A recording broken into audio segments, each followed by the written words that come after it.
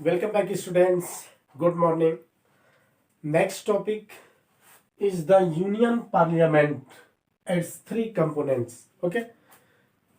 In previous video, we explained about parliamentary form of government and parliamentary system.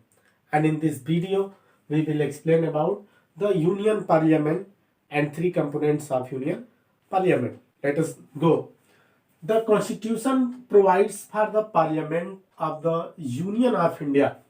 Okay constitution जो है यह provides करता है for the parliamentary form of government to the union of India. Okay and it has three components. Mainly first is the president of the union. यानी parliamentary form of government में, parliamentary system में जो parliament का first components होता है वह president होता है. द प्रेसिडेंट ऑफ यूनियन यानी संघ का जो राष्ट्रपति होता है, फर्स्ट सिटीजन ऑफ कंट्री होता है. सेकेंड, द राज्यसभा, जिसे काउंसिल ऑफ स्टेट्स कहा जाता है. यानी ये राज्यों का क्या होती है, एक काउंसिल होती है पार्लियामेंट में. यानी इनमें राज्यसभा में जितने भी स्टेट होते हैं इस यूनियन में, उन स्टेट का रिप्रेजेंटेशन होता है. ओके, इसे अपर हाउसेस भी कहा जाता है. And third component is the Lok Sabha, house of the people और लोअर हाउस. ओके, इसमें पीपल्स के यानी उस यूनियन के मोस्टली स्टेट के यानी जो कंप्लीटली स्टेट होते हैं उनके इलेक्टेड जो मेंबर्स होते हैं वह क्या होते हैं, लोकसभा के मेंबर्स होते हैं, जिसे लोअर हाउस या the house of the peoples कहा जाता है. क्योंकि इनमें जो एमपी मेंबर ऑफ पार्लियामेंट को जनता भेजती है, सिटीजन भेजते हैं, वह क्या होते हैं, उनके द्वारा डायरेक्टली इलेक्टेड होते हैं. Although the president is not a member of the either houses of the parliament. ऐसे तो देखा जाए जो पार्लियामेंट जो प्रेसिडेंट होता है वह किसी भी हाउसेस का मेंबर्स नहीं होता है. Not to he see sits there, और न ही लोकसभा और राज्यसभा में ये क्या करता है, बैठता है जाके, न ही इसकी कोई भी जो फंक्शनिंग होती है उसमें पार्टिसिपेट करता है. At he is an the integral part of it. यह इसका क्या है, एक इंटीग्रल पार्ट है. लोकसभा और राज्यसभा के द्वारा जो बिल पास किए जाते हैं वह बिल तभी एक्ट बनते हैं जब उस पे इंडियन प्रेसिडेंट, इंडियन में देखा जाए इस पे जब प्रेसिडेंट का सिग्नेचर और स्टैंप लगता है तभी क्या होते हैं, लोकसभा और राज्यसभा के द्वारा पास किए गए कोई भी रिजोल्यूशन वह एक्ट बनते हैं. ओके, तो इसीलिए प्रेसिडेंट क्या होता है, parliamentary form of the government का, parliamentary form of the system का मेन होता है. ओके, मेन हेड होता है. टोटल जो वर्क होते हैं इसके अंडर में लोकसभा और राज्यसभा ही वर्क करते हैं. यानी कि टोटल जो फंक्शनिंग की प्रोसेस होती है वह बिना प्रेसिडेंट के सिग्नेचर और स्टैम्प्स के नहीं. देखिए अब वन बाय वन करके कंपोनेंट्स को हम लोग एक्सप्लेन करेंगे. तो फर्स्ट कंपोनेंट्स प्रेसिडेंट का उसमें मेन है लोकसभा और राज्यसभा. तो राज्यसभा को फर्स्ट देखते हैं. देखिए, Rajya Sabha is the upper houses of the parliament and it is also the called the council of state. And okay, council of state and upper houses से कहा जाता है या काउंसिल ऑफ द स्टेट बोला जाता है. इसका कंपोजिशन कैसे होता है, ओके, इंडियन कॉन्स्टिट्यूशन की आर्टिकल 80 में जो राज्यसभा की कंपोजिशन है उसको एक्सप्लेन किया गया है. The strength of the Rajya Sabha is the fix at the 250 members.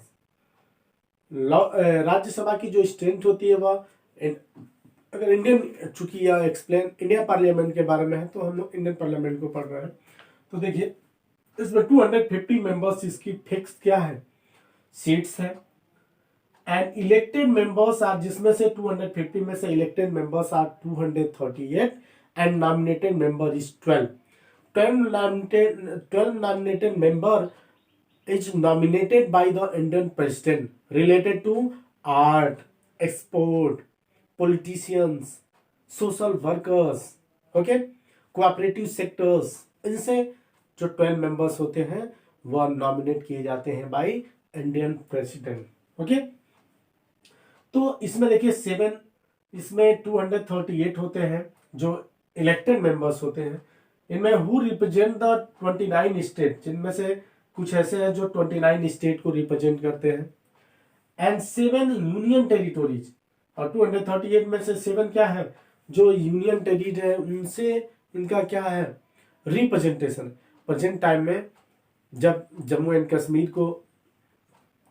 And Kashmir amendment bill pass करके जब वहाँ की जो स्पेशल उसे कॉन्स्टिट्यूशन प्रोवाइड किया गया था, स्पेशल अथॉरिटी दी गई थी, जब एबॉलिश कर दिया गया 219 में, तो अब क्या किया गया, Jammu Kashmir and Ladakh 2 union territories हो गए हैं। तो अब टोटल क्या हो गया, 9 यूनियन टेरिटरीज हो गए। लेकिन अभी हाल ही में गवर्नमेंट ने क्या किया कि जो दादरा नगर हवेली और दमन दीव था, इसको मिक्स करके 1 कर दिया। तो अब 9 की जगह अब 8 यूनियन टेरिटरीज हो गए। तो अब क्या होगा, अब इसमें कुछ चेंजिंग होगी, जिससे अब 8 यूनियन स्टेट से क्या होगा, 1 रिप्रेजेंटेटिव्स राज्यसभा में जाएंगे, वो भी पॉपुलेशन बेस पे होता है। तो अब देखिए, अब जो जम्मू एंड कश्मीर है, इस यूनियन टेरिटोरीज का रिप्रेजेंटेशन राज्यसभा में कितनी सीटें होती हैं, क्योंकि पॉपुलेशन यहाँ की अधिक है। पॉपुलेशन बेस पे क्या होता है, इन सीटों को वो किया जाता है। वैसे अगर देखा जाए अरुणाचल प्रदेश, मेघालय, त्रिपुरा, मिजोरम, तो यहाँ से राज्यसभा में 1 सीटें जाती हैं, 1 सीटें जाती हैं। फिर जो 7 यूनियन टेरिटोरीज थे पहले, इनसे 1 तो 7 जा रही है। तो वैसे ही कुछ होगा क्राइटेरिया, आप देखिए क्या फिक्स करती है government. And territory including the national capital territories of the रही, जो एनसीआर से जाते हैं। द प्रेसिडेंट नॉमिनेटेड 12 मेंबर्स, अभी मैंने बताया, to the Rajya Sabha, and they are nominated from the 6 years, या 6 ईयर्स के लिए नॉमिनेट होते हैं।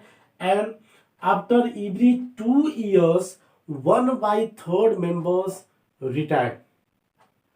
2 ईयर्स लेटर ऐसी सिस्टम हो गया है कि 1/3 मेंबर्स क्या होते हैं, इसके रिटायर्ड हो जाते हैं, उनका 6 ईयर्स कंप्लीट हो जाता है। Okay, and the member of Rajya Sabha from each state are elected by the legislative assembly. जो राज्यसभा के 250 मेंबर्स होते हैं, इनका इलेक्शन क्या होता है, स्पेशली 238 जो इलेक्टेड होते हैं, यह राज्य की जो स्टेट होती है उसके स्टेट असेंबली की, जो स्टेट की लेजिस्लेटिव असेंबली होती है, उनके द्वारा इलेक्ट होते हैं। यानी जो हम एमएलए इलेक्ट करके वहां पे भेजते हैं, वही क्या करते हैं, राज्यसभा के मेंबर्स को इलेक्ट करने का काम करते हैं। और जिस स्टेट की पॉपुलेशन एक्सेस है, उस स्टेट का राज्यसभा में जो रिप्रेजेंटेशन है वह एक्सेस है। इसीलिए यूपी से प्रेजेंट टाइम में 31 सीट्स हैं राज्यसभा के लिए, क्योंकि यहाँ की population total all over Indian state के अकॉर्डिंग एक्सेस लेवल पे है, 20 करोड़ से एबव है। तो इसीलिए यहाँ से सबसे ज्यादा राज्यसभा में मेंबर्स जाते हैं। और जिस पार्टी की जिस स्टेट में मेजोरिटी होगी, अगर नेशनल पार्टी की उस स्टेट में मेजोरिटी, या उस किसी रीजनल पार्टी की उस स्टेट में मेजोरिटी है, तो जिस पार्टी की मेजोरिटी, जिस पार्टी के एमएलए अधिक रहेंगे, उसी पार्टी के जो मेंबर होंगे राज्यसभा में इलेक्ट होके जाएंगे। Okay, the legislature by the proportional representation through the single transferable vote system. इसका जो इलेक्शन होता है वो क्या होता है, एक प्रोपोर्शनल रिप्रेजेंटेशन सिस्टम है वोटिंग की, जिसे सिंगल ट्रांसफरेबल वोट सिस्टम का, यानी कि जो प्रोपोर्शनल रिप्रेजेंटेशन है, आनुपातिक प्रतिनिधित्व प्रणाली के सिंगल ट्रांसफरेबल वोट सिस्टम के द्वारा राज्यसभा के मेंबर्स का इलेक्शन होता है। और same to same as process क्या है, इंडियन प्रेसिडेंट का भी इलेक्शन क्या होता है, इसी प्रोसेस पे होता है, proportional representation through the single transferable vote system के द्वारा।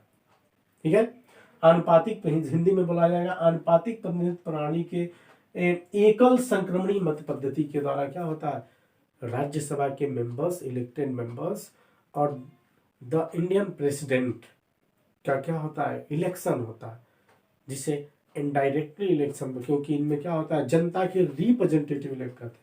और इंडियन प्रेसिडेंट के इलेक्शन में लोकसभा के 543 इलेक्टेड मेंबर्स होते हैं, एंड राज्यसभा के जो इलेक्टेड मेंबर्स होते हैं क्या होते हैं, बस वही यानी इंडियन प्रेसिडेंट के इलेक्शन में लोकसभा और राज्यसभा के इलेक्टेड मेंबर पार्टिसिपेट करते हैं, नॉमिनेटेड मेंबर्स नहीं। 12 मेंबर्स राज्यसभा में नॉमिनेट होते हैं एंड 2 मेंबर्स लोकसभा में इंडियन प्रेसिडेंट नॉमिनेट करता है, जो एंग्लो इंडियन होते हैं।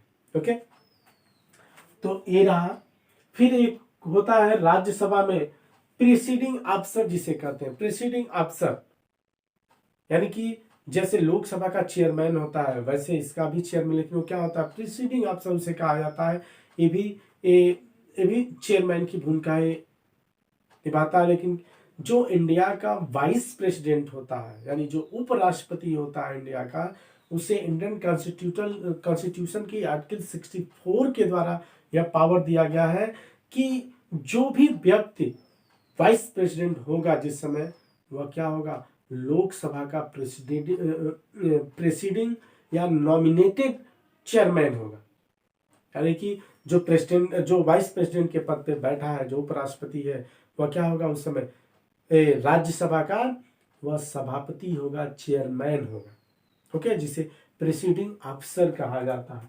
या कोई भी हो, अगर वाइस प्रेसिडेंट की डेथ हो जाती है, दूसरा वाइस प्रेसिडेंट इलेक्ट होता है, तो क्या होगा, राज्यसभा का नॉमिनेटेड चेयरमैन होगा, ऑफिशियल चेयरमैन होगा, प्रेसिडिंग अफसर वही होगा। एक प्रोसेस है। ओके, तो ये रहा आपका यूनियन पार्लियामेंट। इसके 3 कंपोनेंट्स हम लोगों ने देखा, और 3 कंपोनेंट्स के बाद जो होता, राज्यसभा देखा, कंपोजिशन देखा हम लोगों ने, इसका इलेक्शन देखा, कितने मेंबर्स हैं, साथ ही साथ प्रेसिडिंग अफसर देखा गया। प्रेसिडिंग अफसर के बाद एक डिप्टी चेयरमैन होता है। ओके, डिप्टी चेयरमैन होता है, और यह डिप्टी चेयरमैन जो होता है, डिप्टी चेयरमैन का जो काम होता है, यह क्या होता है, जब वाइस प्रेसिडेंट नहीं रहता है तो यह राज्यसभा में जो रूल रेगुलेशन होते हैं, जो अनुशासन होती है, ओके, उसको मेंटेन करने का यह काम करता है। साथ ही साथ वाइस प्रेसिडेंट की अब्सेंस में यह मीटिंग की अध्यक्षता, चेयरमैनशिप भी करता है। और इसका जो इलेक्शन होता है, यानी कि जो वाइस चेयरमैन का इलेक्शन होता है राज्यसभा के, वह राज्यसभा के मेंबर्स क्या करते हैं, अपने में से किसी एक मेंबर को डिप्टी चेयरमैन या वाइस चेयरमैन इलेक्ट करते हैं, जो वाइस प्रेसिडेंट की यानी चेयरमैन की एब्सेंस में वह टोटल जो फंक्शन होता है उस फंक्शन को देखने का काम करता है। ओके, तो ये रहा आपका। अब नेक्स्ट वीडियो में हम लोग लोकसभा को एक्सप्लेन करने का काम करेंगे।